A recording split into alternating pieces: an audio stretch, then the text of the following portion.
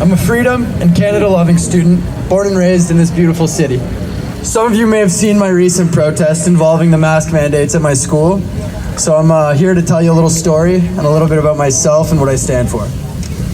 Just over a year ago, on September 29th, 2021, I was informed by my school, Wilfred Laurier University, that I had 1 week to provide them with my proof of COVID vaccination under the threat of being unenrolled from my courses.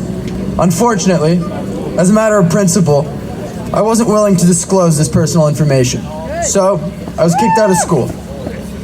Now, my main issue was with this form of medical discrimination, which had no logical, ethical, or scientific basis. They enacted a never-before-seen measure by presenting the students with an ultimatum. Either they can betray their conscience and take an experimental drug, or they can throw away a year of their lives. I was in the position of being on pace to finish a 4-year bachelor in philosophy on top of economics and political science minors in only 3 years. I worked like a dog over my summers, taking full course loads in the hopes of graduating a year early so I could get a head start on law school. This goal of mine was spoiled by the authoritarian policies put in place by the Dean and the Board of Laurier. I think we can all agree that the Canadian universities who enacted mandates like these failed the duty that they have towards their students. Boo! This is just to give you some background on the university I'm attending. Believe it or not, the absurdity went even further. Fast forward a year, all provincial mask mandates were dropped, yet nonetheless, before the semester began, students and faculty were informed that everyone on campus would have to wear a face covering in instructional settings.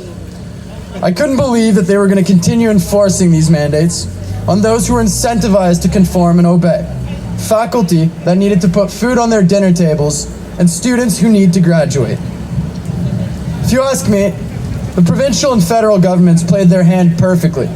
They quickly realized that we weren't a bunch of idiots, so they began targeting the most vulnerable of the bunch, the amazing children of this country, who, by the way, had zero risk of developing any serious illness from COVID.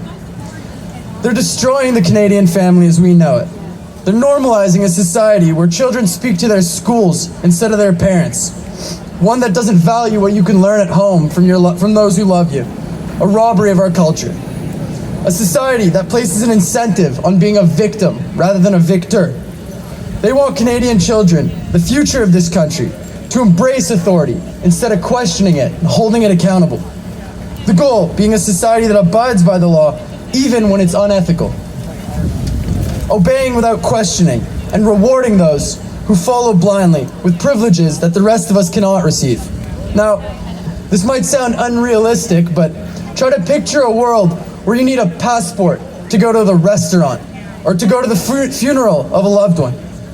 It's exponentially easier to control someone if you condition them early, especially at a stage in their lives where they're supposed to question things and form their own opinions, training them to be obedient little soldiers.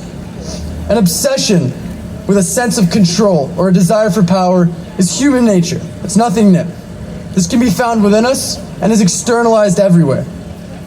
Whether we're seeking more control of our own lives, whether you're at home listening to your parents or guiding the children that you have a duty to raise the right way, whether you're at work with a boss giving you orders, Canada is quickly turning into a place that is controlled by an overarching, seemingly all-powerful authority telling us what we can and cannot do with our lives. Yeah. To quote Émile Choron, "The man who obeys will be obeyed in his turn." Now, this nihilist thinker is not praising this sense of authority. He's condemning it, pointing out the notion that almost every facet of our life is intertwined with power. Now, I believe that this power should be held within the social construct, within our society, by the people and for the people. We need to be extremely wary of who holds this power, not necessarily at home and at work, but specifically with regards to our government. Nobody should be told what to do with their minds or their bodies. Woo! Human rights are one thing that obviously need to be protected, but what happened to our charter rights? What the federal government has done to our right to speak freely, our right to assemble, and our right to mobility is disgusting. We were all witness to Trudeau's invoking of the Emergencies Act, labeling the patriotic truckers who put everything on the line to protest these draconian mandates as terrorists, for goodness sake. Anyone who supported them was a misogynist, a racist, a bigot, a science denier. According to our federal government, we are all of those things. We are this so-called fringe minority. And you know what? We're proud of it. Woo! Yeah. I might be young, but I sure as hell am not dumb. Trudeau wants to segregate us. He wants us gone. He can try for the rest of his life, but I can promise you one thing, he will not succeed. People like us care about this country. We can all pat ourselves on the back because we could say that we did the right thing. We stood up and we honored all the fallen soldiers that died fighting for the freedom of this country. The same freedom that our government claims to want for all of us. One day, I'll be able to look my kids in the eyes and tell them I didn't roll over and do what was easy.